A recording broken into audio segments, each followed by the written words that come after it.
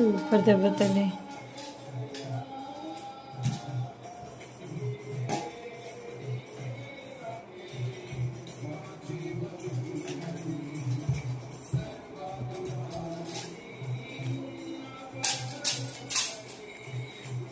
భలే కొడుతున్నా దెబ్బ తల్లి, సూపర్ రా. ఎవరు చెప్పారు నీకు అట్లా కొట్టమని అసలు? జీససా?